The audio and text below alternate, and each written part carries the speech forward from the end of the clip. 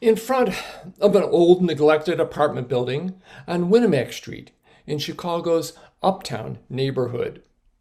The grass is patchy. Tiny particles of glass glint in the August afternoon sun. Peeling paint forms a latticework around the windows that are surrounded by dark reddish brick.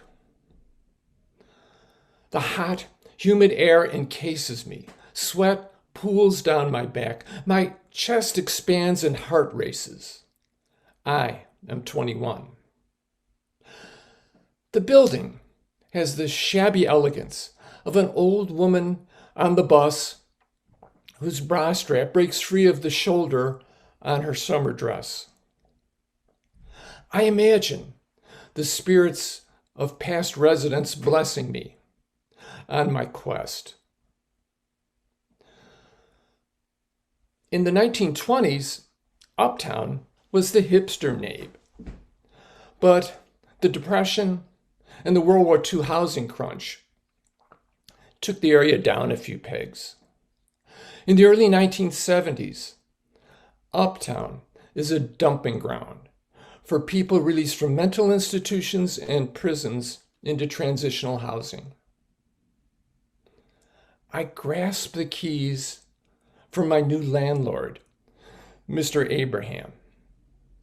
I open the vestibule door and am greeted by a blast of cool air, like entering an old church. The incense of ammonia marks my transition from student to adult. I jiggle the keys in the entry door and begin my ascent on the threadbare stairwell, grasping the wooden handrails. A strong aroma of curry marks my ascent to the second level. Rising to the third floor, I take a deep breath, thrust my key in the opening, and reveal sunlight dappling down the hallway that connects the living room, bedroom, dining room, and kitchen. The apartment is empty, but pregnant with possibility. 9 months later, my teaching contract is renewed for another year. I feel proud but empty. Is working and paying the bills the fulfillment of adulthood? I go to dinner with a fellow teacher, Anne, who lives nearby. She has short blonde hair and is sure of herself. Anne doesn't argue.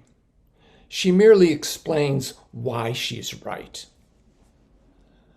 We walk past a bar. She scrunches her nose and spews, "That is a fag bar."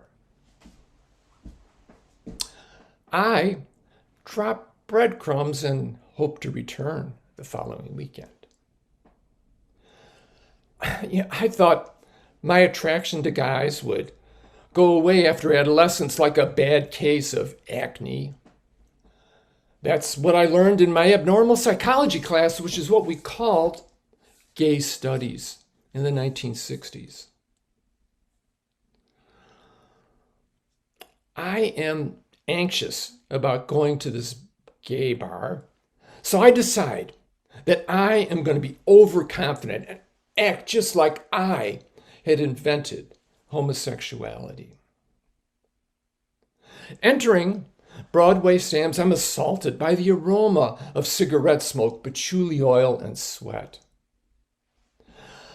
I meet Peter, who is tall, slightly older, and has a penetrating gaze.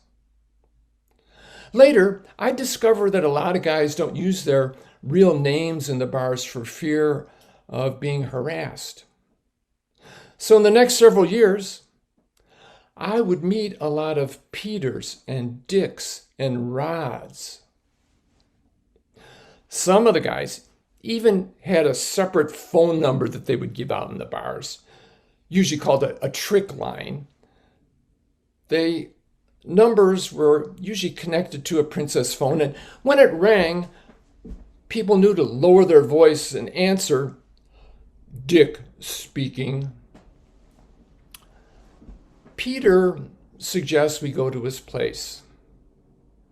There, he insists on handcuffing my hands behind my back while holding this rubbery, floppy object that I later discover is called a dildo.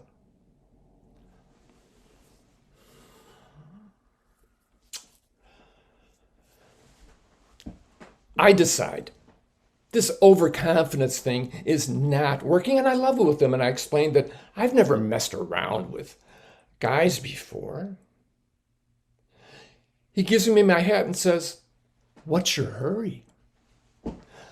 I tumble out onto the streets of the Juneway Jonquil Terrace and hasten to the Howard L stop. Alone on the darkened platform, pigeons flutter and a newspaper pirouettes in the warm May breeze. I feel disappointed and emboldened. I'm on my way to my sanctuary on Winnemac, where I'm free to reflect, envisage, and manifest a new life. This is the first step on my journey to free myself from the limited thinking of family, psychiatry, law enforcement, and the church.